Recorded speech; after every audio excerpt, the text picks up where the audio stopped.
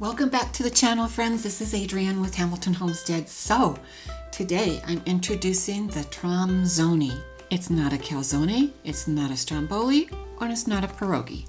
It's not a ranza, it's not a pasty, and it's not a knish. This is an original recipe by me, and it's called Tromzoni. Now, Tromzonis are easy to make, and if you follow a few rules, you can easily customize them and create your own inspired version of a Tromzoni. I've been working on this recipe for a few months now, and so far I've made a pizza-inspired Tromzoni, a Cuban sandwich-inspired Tromzoni, a chicken garlic and Gouda Tromzoni, and this Philly cheesesteak-inspired Tromzoni that I'm going to share with you today. And it seems like whatever is my latest version is our favorite Tromzoni. They've all been really, really good. Now, before making the dough for the Tromzoni, you need to have the meat prepared and chilled, or at least at room temperature. For this Philly cheesesteak Tromzoni, I roasted a 2.5 pound eye of the round roast in a 350 degree oven until it reached an internal temperature of 155 degrees. Then I pulled it out of the oven and just let it rest on the counter for about an hour before I wrapped it in foil and refrigerated it overnight. The next morning, I sliced it thin so that it would be ready to use in my Tromzoni later that day. Now, for a simpler option, and I have done this, you can just purchase deli roast beef and have it sliced thin. And like I said, I've done it, and the Tromzoni turned out amazing with deli roast beef. Now, deli meat is more expensive than cooking up an eye of the round roast, but hey, I don't mind paying for convenience.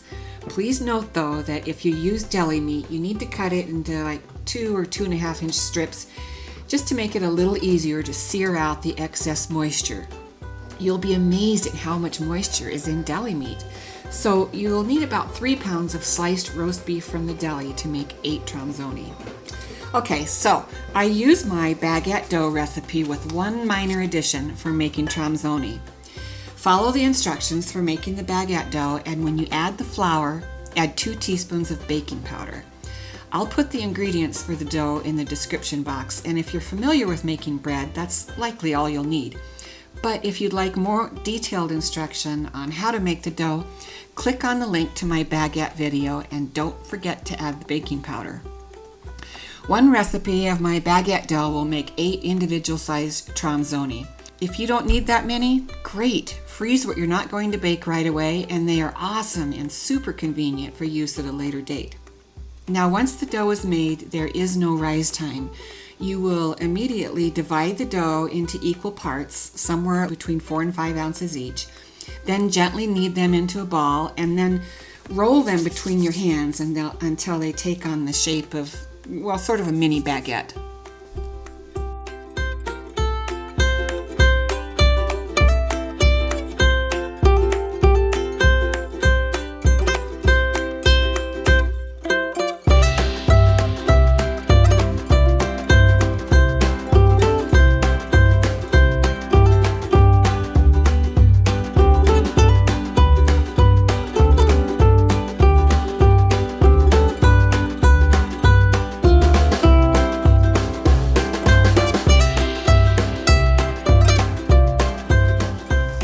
Okay, I now have 8 mini baguettes shaped, coated with flour, and covered and set off to the side out of my way.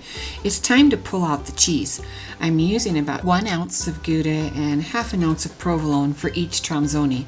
Both have great flavor and melt beautifully. And you can't see it in the video, but off to the side I'm making 8 portions of cheese, again about 1.5 ounces each, and 8 portions of sliced beef, about 3 ounces each. The sauteed onions are also in a bowl and off to the side as well. And I think now is a good time to talk about the rules to follow to ensure your Tromzoni is not soggy and the filling stays in the middle, for the most part, and you have a good ratio of bread to meat and cheese. The first rule is what I call the ratio rule. For each Tromzoni, you need to use the following ratio as a guideline. Doesn't have to be spot on, but use this as a guideline. You'll use 4 ounces of dough for each Tromzoni. Now you can use a little more than that, but less than 4 ounces and the crust is just too thin and it's hard to shape the Tromzoni.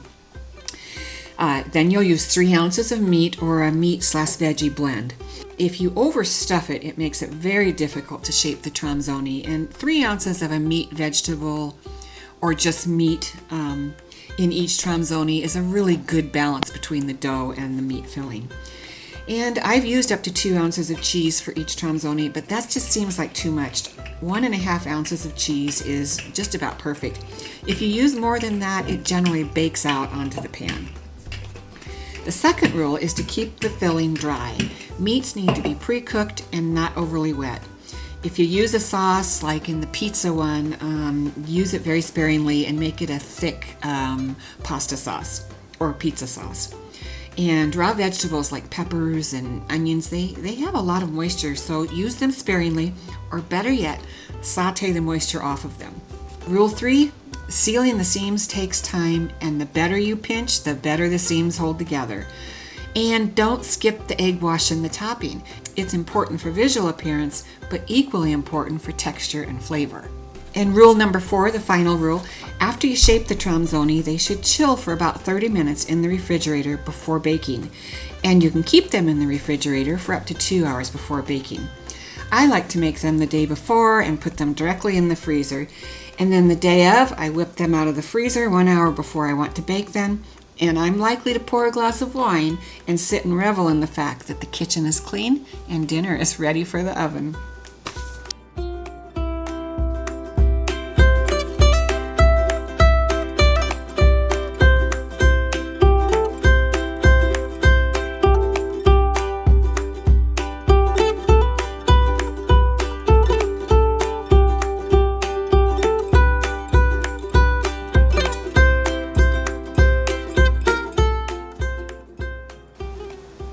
Okay, you've watched me assemble the first Tromzoni, so let me explain a little now what I do.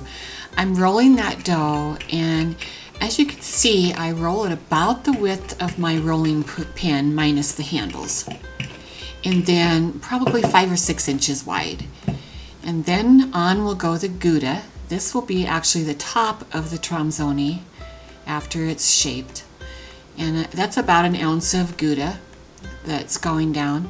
I've got a little pile, about 3 ounces of the sliced, first I'm putting the onions on. Yep, I want the onions on top of that beef, so when the cheese melts through, it'll carry that onion flavor into the beef. And now goes the beef, and I've got about 3 ounces of that sliced roast beef.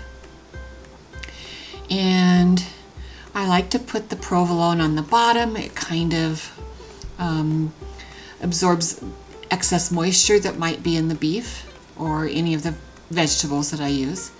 And now I'm going to pull that first side over. The dough stretches pretty nicely. It's kind of a stiff dough, so it's got a lot of elasticity. And then I fold the ends in, pinching if necessary to kind of hold it in place, and then pull that bottom one right over the top. And now is where sealing the seams is very important. And just take your time on it. The better job you do, the better your Tromzoni is going to turn out. And you will probably lose a little cheese, and that's okay. They still are wonderful. But you see, I'm trying to pinch everything that looks like is not one piece of dough. I'll do one more here, and you can watch how I do this.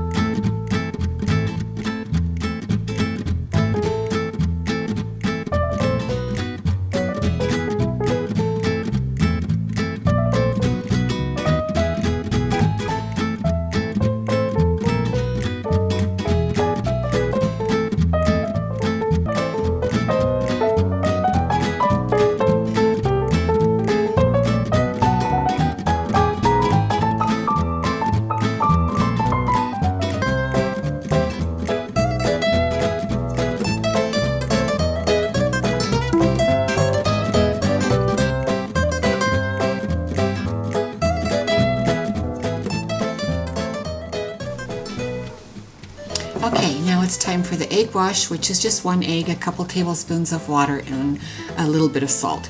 And then I coat the Tromzoni very well on both ends and all sides. And then I will put a topping on it. You can use the Everything Bagel seasoning, which has poppy seed in it, and sesame seed and garlic and salt. It's really pretty and very flavorful, which is what I'm going to use on these Philly cheesesteak inspired Tromzoni.